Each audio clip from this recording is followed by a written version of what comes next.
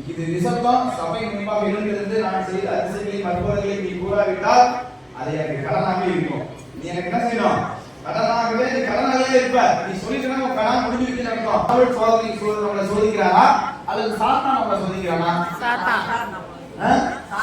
கடவுளும் கிடையாது, சாத்தானும் கிடையாது. அதை சொல்லி நினைக்கலாமா? இந்த சோதனை யாரால வருது? உன்னுடைய சொந்த தீய நாட்டத்துக்கான தான் நீ சோதிக்கப்படுகிறாய். உன்னை யாரும் சோதனை பண்றது இல்ல. யார் சோதனை பண்றா? நீயே உனக்கு சூனியம் வச்சுக்கிற. சொந்த காசுல சூனியம் வைக்கிறது என்ன தெரியுமா? இதுதான். போய் பாருங்க, ஒயின் ஷாப்ல போய் பாருங்க, ஹோட்டல்ஸ் எல்லாமே ஜங்க் ஃபுட் ரொட்டு ருசி எல்லாம் சாப்பிட்டு சொந்த காசுல என்ன செஞ்சுக்கிறோம்? சூனியத்தை வச்சுக்கிறோம். எப்பா கீரை உணவை சாப்பிடு, காய்கறிகளை சாப்பிடு, சுடுதண்ணியை குடி, நல்லா வாக்கிங் போ, ஜாக்கிங் போ, நல்லா ஆரோக்கியமா உடலை பயன்படுத்து அப்படின்னு சொன்னா அந்த உலகம் கேட்குற பூசையும் ஆடிசையும் வாங்கி கொடுக்குதுங்க. நல்லா கஞ்சி சாப்பிடு, சோளத்தை சாப்பிடு, கம்பு வகைகளை சாப்பிடு, இதெல்லாம் பிள்ளைங்களுக்கு பிடிக்கல தூக்கி எழுதிருக்கு. ஆனா பல்வேறு நோய் வந்த பிறகுதான் கீரை நெல்லியோ நெல்லிக்காய் விஷயம் அதே விஷயம் என்ன எழுதிடும் வாங்கி குடிக்கிறேன். ஏன் எதுக்கு ஒரு நோய் வளர்றதுக்கு முன்னாடியே குடிச்சா என்ன செஞ்சுக்கலாங்க, முதல்ல ஆரோக்கியமா பயன்படுத்திக்கலாம். என்ன செய்ய முடியல. சாப்பிட்றதுலாம் சங்கரான்னு இதெல்லாம் பார்த்து பழகிறேன். காலம் மாற்றி குடிக்கிறது அப்படின்னு சொல்றது. ஆகவே நீங்க பாருங்க, முன்னாவே நான் கண் கூடாவே பார்த்தேன். அதனாலதான் நான் சொல்றேன் சகோதரர்களே, கடவுள் நமக்கு ஆரோக்கியமான உடலை கொடுத்துருக்கிறார். ஆமென். 10 நல்ல கொடுத்துருக்கிறார். ஆமென். நல்ல சிந்தனை கொடுத்துருக்கிறாரு, நல்ல காது இருக்குது, வாய் இருக்குது, எல்லா உறுப்புகளையும் ஆண்டவர் பர்ஃபெக்ட்டா பண்ணிருக்காரு. பண்ணிருக்காரா இல்லையா? நம்ம எதுக்காக உயிர் வாழ்றோம்? எதுக்காக உயிர் வாழ்றோம்? ஆண்டவர் புகழணும். அப்ப உடல் பேஸ் மட்டும் நல்லா இருந்தாலும் ஆண்டவர் புகழ முடியும். உடல் ஆரோக்கியமா இருந்தாலும் உடல் ஆண்டவர் புகழ முடியும், அவர் போற்ற முடியும். உடல் சொத்து ஒண்ணுமே முடியல என்ன பண்ண முடியும்? ஆண்டவர் துதிக்க முடியுமா? அதனால ஆண்டவர் என்ன பண்ண முடியும்? உடலை கவனிக்க முடியும். ஆரோக்கியமா இது நீங்க பாருங்க, ஆண்டவர் அதிசயம் அற்புதம் செய்யறதுக்கு முன்னாடி நோய்கள் குணமாக்குறதுக்கு முன்னாடி என்ன செய்வாரு? மகனே உங்களுடைய பாவங்கள் மன்னிக்கப்பட்டுச்சு. பாவத்தை மன்னிப்பாரு.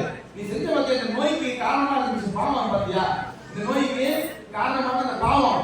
பப்ளிக் முன்னாடி சிகரெட் குடிச்ச பாத்தியா, அன்னைக்கு சாப்பிட்டு இருந்த ஒரு ஹோட்டல்ல யோ அங்க போய் வெளில போய் சிகரெட் பிடிக்க வேண்டியது. குழந்தைங்க நிக்கிறாங்கல்ல, தெரியாது புரியாது உனக்கு.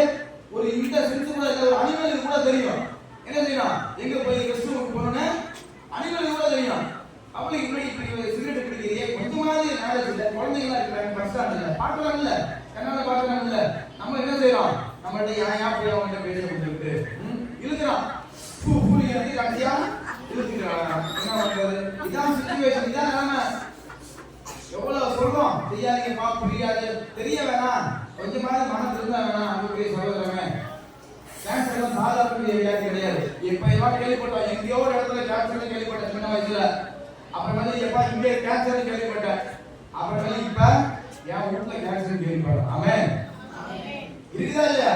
எல்லா இடத்துலயும் கேன்சர் வருதா இல்லையா? மண்டையில கேன்சர் இருக்குது, மூளையில கேன்சர் இருக்குது, பெட்ல கேன்சர் இருக்குது, ரோட்ல கேன்சர் இருக்குது, பிரஸ்ட்ல கேன்சர், கை கால் எல்லா இடத்துலயும் கேன்சர் கேன்சர் கேன்சர் கேன்சர். எப்படி இந்த வியாதி வந்துச்சு? எப்படி வந்துச்சு?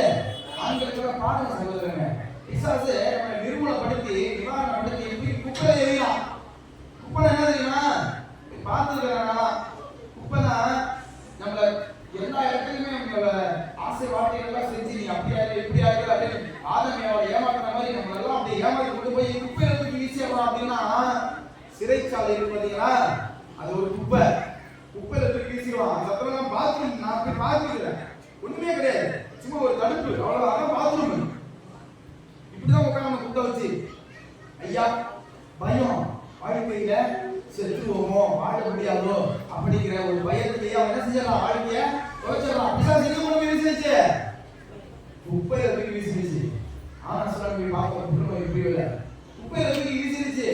இப்பதான் இதுல அந்த நிலைமை நமக்கு வரணுமா? சகோதரன் சொல்லுங்க, குப்பையில தூக்கி வீசணும், பிசாசுக்கு வீசுவான். அப்ப நல்லதா இருக்கும். குடிக்கும் பொழுது, போதை வசதிகள் பயன்படுத்தும் பொழுது, இருக்கும் பொழுது, உபயோகத்தை பிடிக்கும் பொழுது எல்லாம் நல்லதா இருந்துச்சு. பாத்திரங்களை கொண்டு போய் ஊதும் போது நல்லதா இருந்துச்சு. ஆனா அன்புக்குரிய சகோதரனே, இதெல்லாம் ஒரு கட்டத்துல நல்லா இருக்கும். ஆனா ஒரு சமயம் வரும், பிசாசினுடைய காலம் வரும். அந்த காலத்துல கொண்டு போய் வீசிடுவான், மருத்துவமனையில தூக்கி வீசிடுவான், சிறைச்சாலையில கொண்டு போய் வீசிடுவான். ஆனா பிள்ளைகள் நடு ரோட்ல பண்ணுவான், உன் குடும்பத்தையும் சேர்க்க மாட்டாங்க. நீ அழைச்சிட்டு ஓடி போன பத்தி அவனும் சேர்க்க மாட்டான். எந்த இடத்துலதான் நிக்கிறது, இப்படி தப்பு பண்ணிட்டனே, ஐயோ என் வாழ்க்கையை இழந்துட்டனே, நடு ரோட்ல மட்டும் பிசாசு போய் பாடுவான். அவன் நடக்குதா இல்லையா? நடக்கும் சகோதரமே, கண்டிப்பா நடக்கும். 100% உண்மை. இன்னைக்கே திருந்திடணும், இன்னைக்கே வளர்த்திடணும், இன்னைக்கே விட்டுறணும். இந்த செய்திகளை கேட்கக்கூடிய இறை பிள்ளைகள், நம்முடைய கவாடிக்காரர்கள் இருக்கக்கூடிய பிள்ளைகளுக்கு நல்ல ஞானத்தை கொடுக்கலாம், நல்ல உடல் சுகத்தை கொடுக்கிறோம், குடி பிரச்சனைகள் பிள்ளைகளுக்கு விடுதலை கொடுக்கிறோம். நான் சொல்லியிருக்கேன்ல, நீ குடிக்கிறல்ல குடி, ஆனா குடிக்க நீ பாத்திரம் தூக்கி போட்டுறாத, தயவு செஞ்சு என்ன செஞ்சாத, அந்த பாத்திரம் தூக்கி போட்டாத, அதெல்லாம் கொண்டு போய் நல்ல ஒரு பெரிய அட்டை கட்டியோ அல்லது ஒரு சாக்கு பையிலையோ என்ன செய்ய சேர்த்து வச்சுக்கிட்டே இரு. அப்பதான் தெரியும் நீ சாவ போற எதுக்காக செஞ்ச அப்படின்னு உனக்கு தெரியும். இந்த நோய் எப்படி வந்துச்சுன்னு உனக்கு புரியும். நீ எவ்வளவு காசு செலவு பண்ணியிருக்கிற இதுக்காக அப்படின்னு உனக்கு அந்த நேரத்துல தெரியும். என் சகோதரன், சிகரெட் பாக்கெட்ல சேர்த்து வை, எவ்வளவு குடிக்கிறீங்க ஒரு டப்பாவெல்லாம் தூக்கி போட்டாத, எல்லாத்தையும் சேர்த்து வை. எவ்வளவு காசு செலவு பண்ணிருக்கிற, ஒரு மாடி வீடு கட்டக்கூடிய அளவுக்கு ஆண்டவர் உன்னை உயர்த்தி வச்சிருப்பாரு. ஆனா நீ என்ன பண்ண, எல்லா கட்சியும் கொண்டு போய் பிசாசு தானே கொடுத்த, அவன் உனக்கு என்ன மாடி வீடு கொடுப்பான், ஆசீர்வாதம் கொடுப்பான், என்ன கொடுப்பான், என்ன கொடுப்பான், அவ்வளவுதான், நோய் தான் கொடுப்பான். நோயை மாத்திரம் தான் கொடுப்பான், ஆசீர்வாதம் கொடுக்க மாட்டான். அதுவே அந்த காசை கொடுத்து 10 பேர் சாப்பாடு வாங்கி கொடு, 10 பேர் சாப்பாடு வாங்கி கொடுக்க முடியாதா? எவ்வளவு பெரிய ஆசீர்வாதம். ஆண்டவர் என்ன செய்யறாரு, 10 பேர் இருக்கிறவங்க 50 பேர் 100 பேர் 200 200 1000 மிகப்பெரிய கோடீஸ்வரன். அது ஒரு படம், விடாமுயற்சியா யாருன்னு சொல்லுது, அஜித் குமார். அந்த படத்தை நான் இங்க போட்டேன்னா நல்லா தரை கட்டி எவ்வளவு பேரை உட்காந்து பார்ப்பாங்க. நினைச்சு பாருங்க சார், எல்லா பிள்ளைங்க நீங்க தான் மாட்டீங்க. பையன் பெய்து வெட்டு வச்சுக்காம இந்த பிள்ளைங்க எல்லாம் 100 பிள்ளைங்க வந்து உட்காந்துருக்கோம், 100 பசங்க உட்காந்துருப்பான். நினைச்சு பாருங்க, ஒரு திருப்பதிக்கு வர நல்லதுக்கு நான் காவல் இல்லை, நேரம் இல்லை, நல்லது சொன்னா கேட்கக்கூடிய சூழ்நிலை இல்ல. நான் பட்டவங்க அன்புடைய சகோதரங்க, 10 திருந்துறவன், அறிவுல நிறைய அறிவு இருக்குது, என்ன அறிவு, எதிர்கறிவு, ஏற்கறிவு அப்படின்னு பல அறிவு இருக்குது. இதுல சிறந்த அறிவு என்ன தெரியுமா, பட்டறிவு சொல்லுவாங்க. என்ன அறிவு, இவன் பட்டாதான் பத்தி, இவன் பட்டாதான் தெரியும். இவன் படத்துக்கு முன்னாடி பார்த்தாலும் திருந்துமா இல்லையா, நான் பார்த்தா திருந்துறேன். நீ பட்டு திருந்தனா பரவாயில்ல கூட உனக்கு கிடைக்காது, பாதாளம் தான் கிடைக்கும். பார்த்து திருந்திடணும், சொல்லுங்க பாப்பா. ஆமா, அவனுக்கு வந்த நோய் எனக்கு வராதா, அப்ப அவங்களுக்கு வந்த வியாதி நமக்கு வராதா நினைச்சு பாருங்க. கட்டாயம் வந்துடும். கடவுள் சொல்ற நேரத்துல என்ன செஞ்சிடணும், விட்டுணும். கடவுள் சொல்லுவார், மனசாட்சி இருக்கா இல்லையா, இருக்கா இல்லையா?